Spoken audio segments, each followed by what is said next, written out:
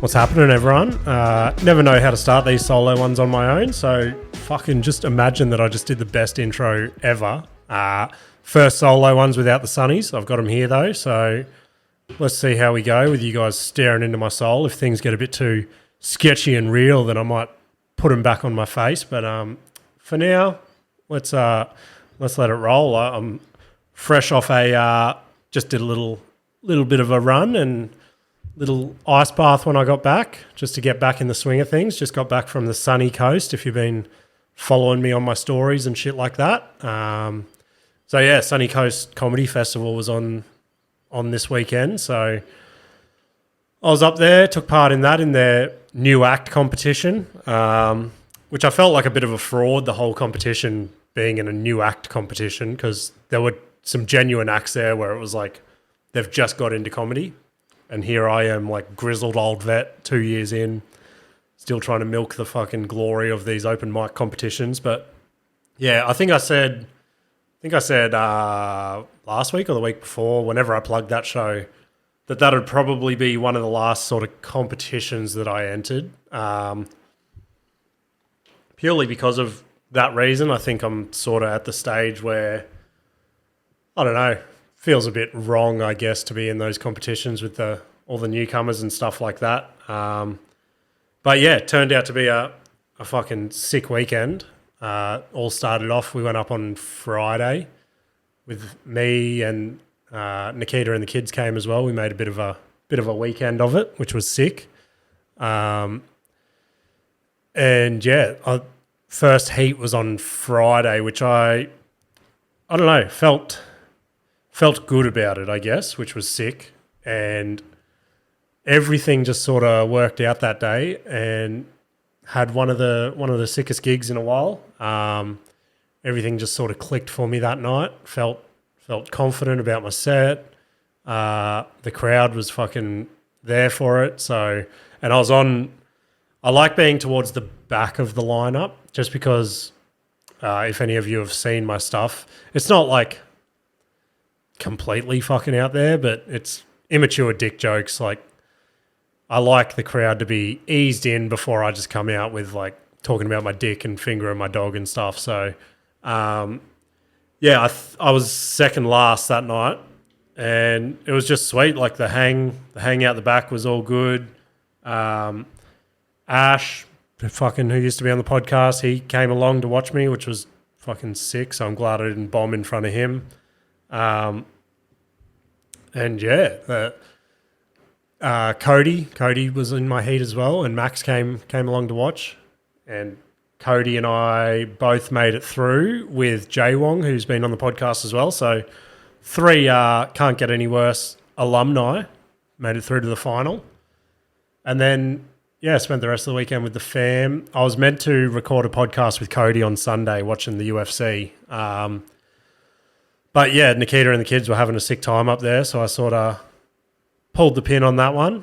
I sent Cody a bit of a message and just said, like, we don't get to get away much as a family, and fucking, in short, I guess I'd rather spend time with the kids at the beach and the pool and whatever else we did on Sunday. I'll probably touch on that after I finish on the comedy stuff. But yeah, luckily he was sweet with it, which I knew he fucking would be. But he's going to come on next week or the week after, because he's got a little comedy tour to plug, so he's going to spin some dates on that. But yeah, after having a sick set on Friday night, getting through to the final on Sunday night, I don't know why, but as much as I told myself it was just going to be another gig, as soon as like lunchtime Sunday came around, all the nerves and all the pressure just fucking hit me like a ton of bricks. And I just knew then that I wasn't going to be on for that set. So, yeah, I rocked up, and like I just said, I prefer to be on at the back end. I think I was fifth, I think. And yeah, at least it's not first or second, but it's still probably too early for where I'd like to be. But anyway, as soon as we got to the gig, it was like complete opposite to Friday night, I reckon. Like for me personally anyway, like Friday night just felt like a hang. All the comedians were out the back laughing. We're fucking roasting each other. Everyone was just having a fun time. Whereas we got there Sunday and you could just tell, not everyone, there were heaps of people that were just chilled, but a lot of the comedians were just like, you could tell they were there. You could tell it was a competition, pressure's on, fucking blah, blah, blah. And that also bled into me then. And I was like, fuck, I am the most nervous I've been in a very long time. So I was in the green room and then, yeah, as soon as the act before me was on, I was sort of pacing the green room, trying to get in the zone and just could not get there. And then as soon as I got on stage, just could not get any traction. And in the moment, I felt like I ate the biggest bag of dicks in the world. All I could see, like I think there was like, they sold 80 tickets, but by the end of it, someone said that there were 100 people in the room because just all up the back, just people were standing. So it was a full house. And yeah, the only thing that I could pay attention to was in the back left corner were all the big comedians, all the big names that had been headlining the whole festival. They're all touring comedians, blah, blah, blah. And like big guys on the Brisbane scene as well were there. And for whatever reason, there was like a light above them just shining down. And that's pretty much most of like what I could see from the spotlights in my eyes. And it was just super off-putting to, I don't know, because then I started the whole thing of trying to crush for them, which is a stupid fucking thing to do because realistically they're not going to give a fuck about an open micer up there doing 5 minutes. And admittedly, when I finished my set and I walked past them to the bar, like 3/4 of them said, "Oh, nice set, mate," blah, blah, blah. Anyway, I thought that I bombed hard. Like there was laughter in the room and all that, but compared to Friday night's gig, which was fucking awesome, like I said, it just didn't feel right. But anyway, I got out of the green room after my set just because I didn't want to rub any of the stink off on anyone and just sort of chilled out in the crowd with a couple of other comedians that came up to watch us all. And yeah, obviously didn't take it out. So Kenny Waterson took it out, he had a sick set. Was hilarious. So yeah, stoked he has it. He's one of Max's friends as well. So stoked that one of the boys got it. And yeah, I think he gets a couple of benefits in next year's festival. I think he got like $400 or something cash, which is pretty mint for an open mic competition. But yeah, it took me a while today. So I record every set and listen back to it. And it took me a while today to work up the balls to listen back to it, but I finally did. And I text the boys in the group chat after and I'm like, that went so much better than it did in my head. Because fucking, I don't know why in the moment, like I could see the crowd laughing, but I was just like, something felt off. I was fumbling my words. I forgot two sort of, not crucial lines in my jokes, but they set up for the punchline to be better. And I've done those jokes so many times, I don't know how I forgot them, but yeah, it actually turned out to be a pretty good set. Like listening back to it, watching the video and shit. So somewhat, like all in all, the weekend was a success, I'd say. But yeah, the best part about the whole weekend, like I said, is Nikita and the kids came up and we did heaps of fun shit together. So yeah, shout out to Nikita. She's never going to listen to this, but I'll give her a credit where credit's due on here, where she can't hear it. But yeah, she held shit together all weekend, which was sick. Dealt with my little temper tantrums. Dealt with the boys being little shits while I wasn't there and stuff. And that was another reason why I cancelled the podcast. Like it wasn't really fair to her or the kids, I guess, if I went and started recording a podcast at 11 o'clock in the morning and then I wasn't back until like 10 o'clock at night and they're just chilling in a hotel room by themselves. So yeah, again, stoked that I made that decision on the fly as much as it would have been much better to get that podcast than whatever I'm going to dribble for the next however long I talk. But But yeah, both gigs. So Friday night I did have a little bit of nerves, and nowhere near what I had on Sunday night. I'll try to find the message that she sent me. I don't think I can scroll back that far. But I text her and I was like, oh, here it is. I was like, yeah, I go, oh, I'm getting so nervous. And she texts me and she goes, that just means it's important, but just take a moment and take a breath. As David Goggins says, stay hard. And I was like, it made me giggle because she doesn't give a fuck about David Goggins or anything he says. But obviously she knows, like, fucking, I'm obsessed with the dude. And yeah, Sunday night she sent this on. And again, she does not listen to any Joe Rogan or buy into Joe Rogan, but he's like one of my Lord and Saviors. And I said something like, I said, I got this shitty feeling that I'm going to be up first. And she goes, you just got to get out of your head. As Joe Rogan once said, to me, comedy is a great occupation because I don't really worry that much about what other people think of me. And I said, did you just Google that? And she just did a winky face. So, yeah, it was stoked that she was able to, like, pull me out of my own head just by saying stupid little shit that I needed in the time, I guess. But yeah, most of all, she held it together with the kids. Like, our kids are next level. Like, they just go from before sunrise to after sunset. They're going 24/7, like, just wanting to play, wanting to do this, that, everything. Like, we did heaps of fun shit while I was up there. But still, like most kids, you take them to a theme park or something, and then you're like, oh, sweet, they might fall asleep on the drive home. But as soon as we get back in the car, they're like, oh, let's go to the skate park or let's go play football or something else like that. So it's go 24/7 here. So on we did a couple of things while we were up there. So the first day on Friday, we went to, so Nikita and the kids wanted to go to a zoo, and obviously Sunny Coast, Australia Zoo's up there, like one of Australia's best zoos from what I've heard anyway.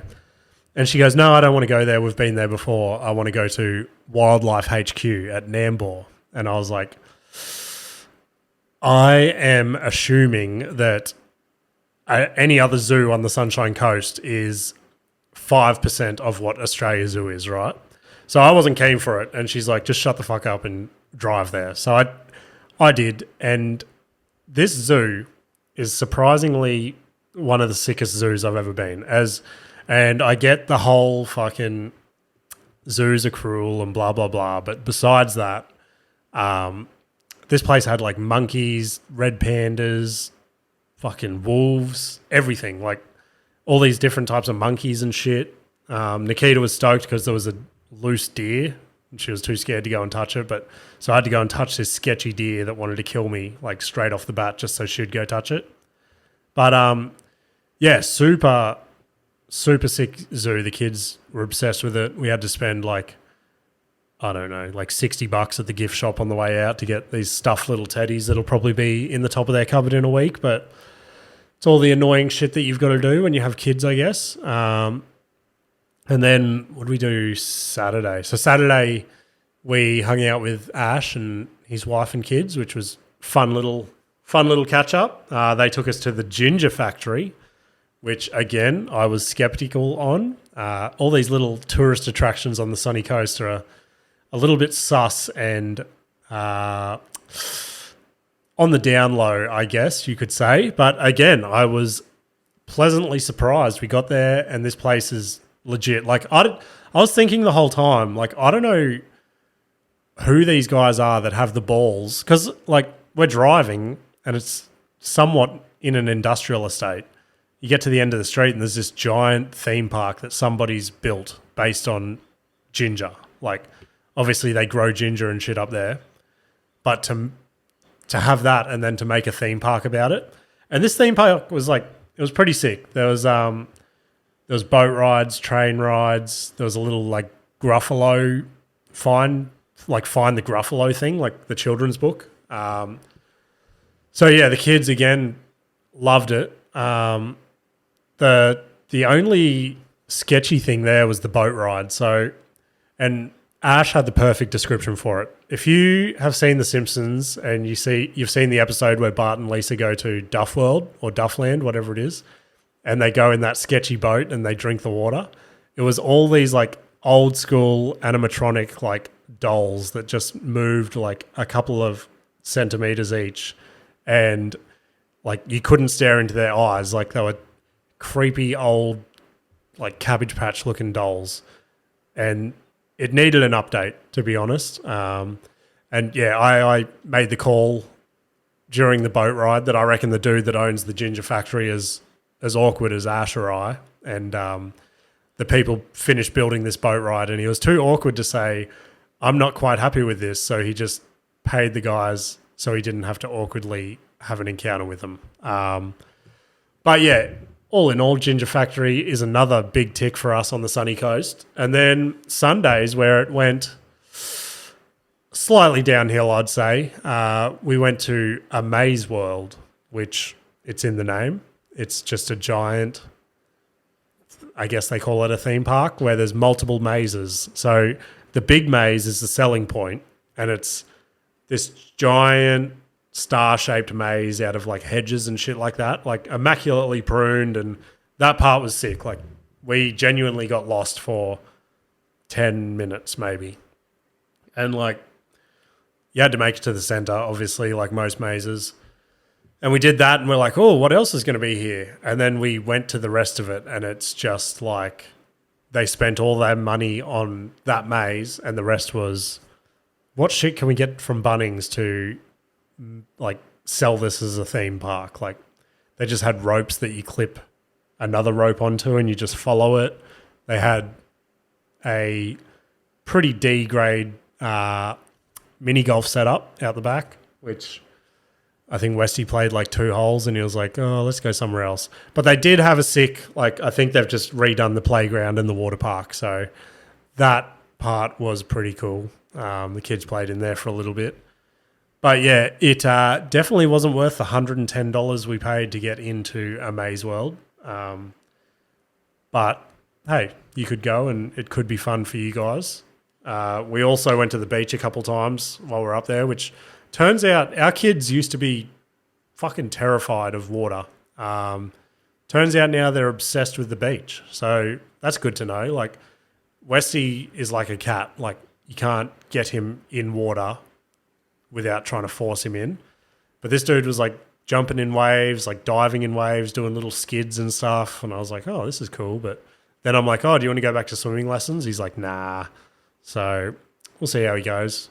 Probably adds to Nikita's case of building a swimming pool in the backyard, which, yeah, it's probably off the cards at the moment, but you never know. So yeah, what else? Oh, fuck. Dropped my water lid. That can stay there. But yeah, swimming pool's probably off the cards at the moment. So like everyone knows, I've started this business and I'm of 2 frames of mind with it because financially it's probably one of the worst decisions I've ever made, because the work's not like I've got work there, but it's not, I'm not getting pumped like the last time I did the business, but somewhat stoked on that because a lot of the jobs I am quoting and they're declining, I don't really want anyway. But yeah, I got a couple of jobs there, but definitely not smashing it like I did before. But that leads to the other side of the coin of I feel mentally and physically probably better than I have in like the last, I don't know, 5 to 6 years, I guess. Been, trying to smash the gym a bit more. I feel a little better mentally because I haven't had to deal with people, I guess is the polite way to put it. People's stupid questions and shit like that. But yeah, I don't know. It's if there wasn't the financial aspect to it, then no issues. But I don't know. So the business is a cabinet making business, right? And when I first did it, so I obviously hate cabinet making more than anything in the world, right? And when I first did it, I used to quote jobs astronomically because I knew how much I'd hate doing the jobs. Whereas this time, I've modified all my pricing so that it's on par with the cabinet making industry, right? Which is the only way to make money is to mass produce, which is fucking lame and I hate it. But to be competitive in the market at the moment, I had to put my pricing like that. And still people are like, oh, it's a bit expensive. And I'm like, I'm not dropping my pricing any more than that. So, yeah, I don't know where that leaves me with it all. I don't know whether to just get a full-time job again, but then that sort of defeats the purpose because I had a half-decent job. Maybe I should just go and buy a lotto ticket or something and hope that that pays off. Or Blue Chew or Manscaped might start sponsoring the podcast. Who knows? We have seen a little bit of growth again, which has been sick. Like I said a couple of weeks ago, like I don't know why, if we're in a weird algorithm or what, but the downloads and the views on YouTube are slowly growing, which is awesome. Again, I don't know what we've done differently or what you guys are liking hearing, but yeah, let us know. And I've had a few people also like mention to me, they're like, because there's heaps of comedians in the scene and stuff that want to obviously start a podcast because it goes hand in hand with comedy. And heaps of them are like, oh, do you make any money yet? And I'm like, nah, like don't make a cent. Like I actually pay to do this podcast because you got to pay hosting services and things like that. And they're like, oh, why do you do it then? And I'm like, oh, just fucking, it makes my brain work. And also, like, I'm hoping that it's giving someone out there like a laugh or something like that, like getting them through their workday. Because that was a big thing for me when Westy was like, when Nikita was pregnant with Westy and I had to sort of, I don't know, I didn't have to make the choice, but I decided to make the choice to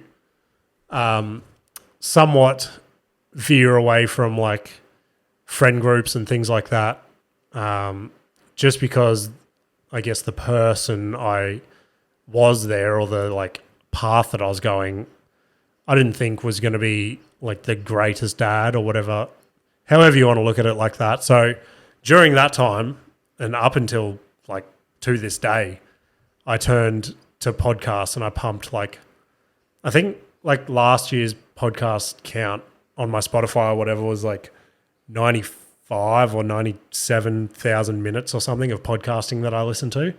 And I just used to like, yeah, put these dudes in my ear and just literally listen to their stories, laugh at their shit just to like get out of my own head and shit like that. And so I actually had a clip from, so Theo is one of the big guys that fucking, anyone that listens to comedy or podcasting knows who Theo Von is. And he's fucking, I don't know how to explain him. Like, again, if you know him, you know him. But there's this clip that always pops up for me in my feeds, in whether it's TikTok or Instagram or YouTube or whatever. And there was this time where this caller, I've got it prepped here, so I'll play it for you guys so you can hear it. And it's sort of like it's the reason why I started podcasting, I guess. Like at the end of the day, I don't really care if this never makes any money. It's more if I can if I can pick someone's day up and make them feel better, I guess, just by like literally talking stupid shit on here. But here, I'll quickly play this if it loads. You know, there's a ton of days where your podcast was the only time I smiled that day. So keep doing the Lord's work, man. Take care of yourself. Gang. Thanks, bro. You too, man. You know, I'm proud of you, dude. It's hard. You know.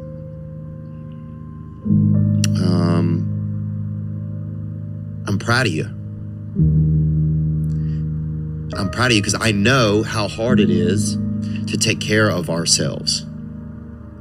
You know, I know how hard it is to take care of ourselves. I know that But yeah, that's sick. Like that would be like ultimate podcast dream to someday have somebody like call up and say, or send a fucking personal message or something like that. Like, just to say that, yeah, like they've had a laugh at us literally talking shit. And yeah, like the other thing as well is there's been, and like definitely not shitting on anyone, like good shit for even attempting it. But the amount of people that have hit me up of, and like I'm the last person to ask podcasting advice to. Like I've got fuck all like listeners. I'm definitely not a pro at any of this shit. I just spent my last cents on a podcast studio that's in my garage and having a crack. Like the whole comedy thing as well, just having a crack. And there's been a few people where they'll start a podcast, get like 3 or 4 episodes in and be like, oh, fuck, there's so much time in editing, or there's so much time in doing the social media, or, oh, like I reached out for this sponsorship and they won't reply to me, or something like that. And it's like, it's crazy to think people think they can just like be fast-tracked into something, whereas like every time I talk to Nikita about the podcast, I'm like, it's like I'm looking at it as the same as comedy, like at least 10 years before I see any little like minute payoff for any of this. If it comes sooner, then fucking sick. It's going to make it all way easier and way more worthwhile. But yeah, if it takes longer, then so be it. But yeah, I was pretty.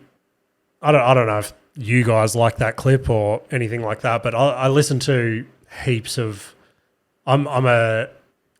What's the word? I forget what the word is, but I'm a sucker. Let's just say sucker, but I was thinking of another word. I'm a sucker for like motivational videos and shit like that. I could sit there and watch them all day, every day, and they just like, and I get motivated people and shit like that probably don't need it. And I see myself as a somewhat motivated person, but there's definitely days where I'm the laziest cunt in the world. And like from the outside, like so many people have messaged me in the last week about starting these comedy rooms and stuff like that. And they're like, how do you juggle like comedy, podcast, family, work? Sorry, my dog's barking. Work, like whatever else I'm doing at the moment as well, like starting this business. And to me, it's like, it's just not that big of a deal or that hard if you want to do any of it. Like you just make your own time sort of thing. But I don't know what this dog's barking at. One moment. All right, sorry, I'm back. Just another fucking delivery that Nikita's got from Kmart this time, which I don't know why we couldn't just drive to Kmart. But anyway, don't know what's in that box. I forget what we're up to. I feel like I was talking about like carving out time, blah, blah, blah. Oh, yeah, right. That's where I was leading to. So I don't know where the fuck I got to with all that, but basically I wanted to bring it back to, motivational clips, blah, blah, blah. And a big one that I've been turning to lately, which I don't know. I think I was bullshitting myself that I thought I was like living up to this, but in hindsight, I definitely wasn't. So people say I spend all this time like doing comedy, podcasting, blah, blah, blah. But I definitely don't spend as much time writing or preparing comedy as I should be, as much as a lot of other people are doing. So like I've got a strong 10 minutes and I've got like a 15-minute set if I had to stretch it, but that extra 5 minutes is nowhere near fucking good. So I should be knuckling down and just like getting that mint, because I've seen heaps of people say that if you have a strong sort of like 20 minutes, 20 minutes is minimum to start like doing mini tours and shit like that. Like people will come and watch you do 20 minutes of comedy, which to me sounds super short, but like, I don't know, that I've heard heaps of people say once you've got a strong 20 minutes, you can start going around and doing shit, which I guess would just be in the comedy clubs and things like that. But yeah, I definitely need to knuckle down and start writing more comedy. And I was talking to Ash about that on Friday night at the gig. Like, a little sort of challenge I want to set myself is, because I don't have that much time to sit down and write or come up with premises or whatever you want to call it. I was saying that my strong 10 minutes at the moment is literally all stories or premises that have come from the podcast, and talking it out with whoever's been here has like added tags or just built this giant story out of fucking nothing, basically. So I was saying to Ash, I should every week, like, I should get a story from the podcast or a premise or something that I've come out with and almost write a bit on that. And whether or not I never use it or not, at least it's going to make me like half the hard work's done there. Like, I've come up with the idea on the podcast. I've spoken it out with someone. They've come back and forth with like potential holes in the story, things like that. And then all I've got to do is take it to pen and paper and tighten it up and make it good for stage, which, yeah, like I said, half of it might not make it, half of it might, but at least it's going to get my brain working in that little path. But yeah, that also led to another video that I fucking prepared for this as well. I got heaps of videos prepared because I knew like I wouldn't be able to talk for as long as I needed to. So hopefully you guys just like watching other people saying cool shit, and then I'm just sitting here in between them all saying stupid shit, which is sort of story of my life. But to add to that, like I was saying, I thought I was committed enough, but yeah, I'm not doing the work that needs to be done in order to get to the next level, which, like, standing back and looking, like, that was the only thing I was thinking on the drive back to the hotel last night after the comedy gig, was, of course, you had a shit gig because you didn't really run over your set before it.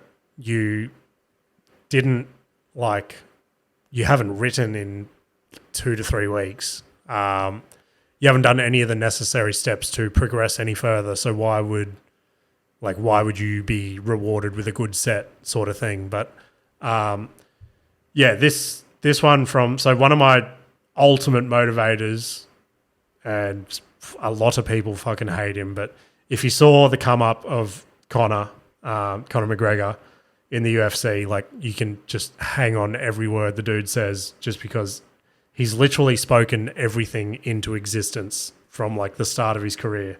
So he came out with this one a few years ago.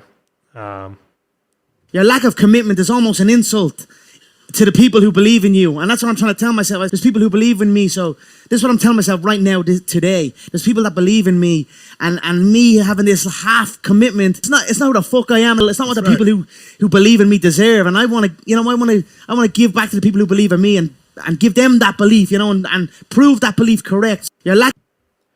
So yeah, that's pretty sick. And that so that just adds to it. Like, it adds to, yeah, like Nikita over the weekend and stuff like that. Like, to toot her own horn that to toot her horn that she'll never hear.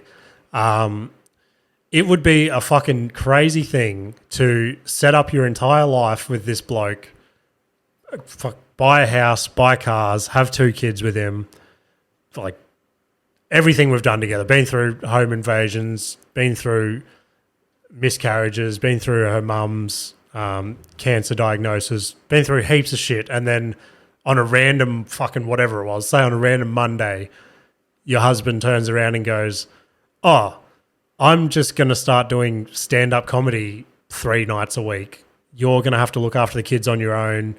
I'm also going to quit my full-time comfortable job so that I can start writing dick jokes more," and like shit like that. And it's a pretty fucked up thing, but obviously she's not always stoked about it. But again, like those messages she sent, that I think she can see how much I want it, and she just is doing what she doesn't have to do it, obviously. Like, yeah, I don't know how to word that, but she's doing, I guess, what I need her to do, I suppose. I don't fucking know. that's probably going to come out wrong and blah, blah, blah. But she just sent me a message as well. I should probably... one sec, just pausing. All right, I'm back. What a fucking shambles of an episode this one's been. Yeah, Nikita just called me with a bit of a family emergency that I just had to pop off to. So hopefully that's all sorted for the next half an hour or so I can quickly finish this episode. To be honest, I don't remember where the fuck I was up to. So let's just pretend that this is a whole new mini episode or some shit. But in fairness, it was all getting too depressing and mushy and shit before anyway. So I did have a couple of, let's call them funny stories from the last week or so. Yeah, I think the first one that happened literally happened after last week's episode, and I was like, fuck, I need to jot that down because I found it funny, but in hindsight, saying it out loud probably isn't going to be... It's probably going to be one of those you had to be there things, but basically anyone that follows me on social media knows that Nikita's fucking obsessed with Christmas, right? Like, she set the Christmas tree up in October and stuff this year. And so to go with that, she finished her Christmas shopping in like August or something. So she started pulling them out of cupboards and starting to wrap them and stuff. And obviously when you wrap Christmas presents around kids, all they want to do is open them and see what's in there, right? So Nikita did this thing where she let both boys open one present each. And Westy was pretty happy with his present. And Parker picked like, I don't know, in fairness, it was like a boring present, like a book or something. So he's like, oh, I want to open another one. Nikita's like, nah. So then, of course, he's just like tearing the house down, trying to find the rest of his presents. He's ripping open wrapped presents, blah, blah, blah. So Nikita and I came up with this big plan that would hide the presents under a sheet. And then when he goes to bed, we'll put him in the car and then like drive him to mum's or something. Anyway, we've hidden them and he's walked in and he's found them again. So it's all kicked off. So I faked sending a message to Santa and I was like, oh, Parker wants to open more presents. Is he allowed to? So then Santa replied and he's like, I've just had to come and pick up the presents to make some minor alterations to them, blah, blah, blah. So Nikita quickly ran in, got the presents and just left the empty like sheet sitting there. And Nikita being Nikita went and got some flour and like sprinkled it around and left a little bit of like some footprints and shit to make it seem like Sandra had come. And she goes and she's like, oh my God, Parker, come and look at this. And he walks up the hallway and he freaks out obviously after getting the text message and now seeing fake snow. And he's like, Westy, come look. And they're both freaking out for a second. And then Parker goes, wait a minute, Westy. And he like leans down like a detective and he like touches the flower and he's like, this isn't snow. This is just flour. This isn't real. And Nikita and I just looked at each other like, what the fuck do we do now? But yeah, it was just because most 3-year-olds would see it and just be like, oh, that's fucking cool. But Parker being onto it, just fucking, we couldn't get anything past him. The other thing, if you follow my social media, you will have seen, for whatever reason, my lovely wife, Nikita, thought that it would be a good idea to go and buy cocoons off an actual crackhead. None of that previous sentence is fabricated. She messaged me and she's like, hey, I want to buy some caterpillars so the boys can watch them like turn into a cocoon and then into butterflies and shit. And I'm like, sure, whatever. Anyway, the dude's like, I can't get any caterpillars, but I have some that have already like formed into a cocoon. So we had to go buy these stupid fucking things. And we had to go to the most ghetto setup. And this dude that like opened the gate was a full-blown crackhead. And he's trying to like talk to the kids and have fun with them. And they're obviously just scared because he's got like 2 teeth in his head. And the pungent aroma of, I don't even know what it was, but there was an underlying tone of weed. Anything else on top of that, I don't know what the fuck it was. Probably meth or something. But yeah, anyway, he's he's showing us all these like other cocoons he has and stuff, and he's like poking them and making them twitch. And yeah, I couldn't get out of there fast enough, to be honest. And I just turned to Nikita as we were walking out, and I was like, what the fuck? And she goes, I know, I'm so sorry. So yeah, if your partner wants to buy some cocoons off a crackhead, then probably try and avoid it if possible. But yeah, I'm probably speeding through this last part just because, obviously, yeah, like I said, bit of a family emergency, which is probably going to pop up again any times now. So I'll just touch on a couple more things. As I mentioned, we were going to do like a bit of a fight companion for the fights yesterday. So yeah, it was the Yuri Prahacha card versus Pereira. No, Pereira? Yeah, I think so. Anyway, I missed the card. Like I said, I was hanging out with family, but watching the replays and shit, yeah, some hectic fights. One sec, just getting them up. All right, got him. Yeah, Alex Pereira. Yeah, I don't know why the fuck I just blanked on his name. But to do what like Alex Pereira's done in the UFC is pretty fucking nuts. Like, he's got less than 10 UFC fights. I'm pretty sure he's beaten like 4 previous UFC champions. He beat Israel Adesanya, who like seemed impossible. He's beaten Sean Strickland, who's now the current UFC champion. And now he's moved up a weight class and won the light heavyweight title. Like, he's a bit of a fucking weapon, to be honest. And then the other big fight, a couple of heavyweights. So the John Jones fight obviously fell out, and they replaced it with an interim title belt. And that pretty much played out how I thought it would. So Tom Aspinall is an English dude, and he seems like one of the most like skilled heavyweights in the division at the moment. Everyone else is just an absolute banger, just go in there swinging, whereas this dude looks like he has some skill. So I'm pretty keen to see him versus John Jones when they're both because, yeah, Tom Aspinall's just come back from an injury as well. So he's ready to go, but now John Jones is injured. So when Jones is back, that's going to be an absolute fucking banger of a heavyweight fight for sure. But yeah, I'm pretty dev. I didn't watch the fights, to be honest, but what can you do? But yeah, I'm probably going to wrap this up now. I don't know how long this fucking episode is after the whole dog barking, family emergency, James getting depressed and playing fucking motivational shit from Theo and Conor. But yeah, appreciate everyone that's listening.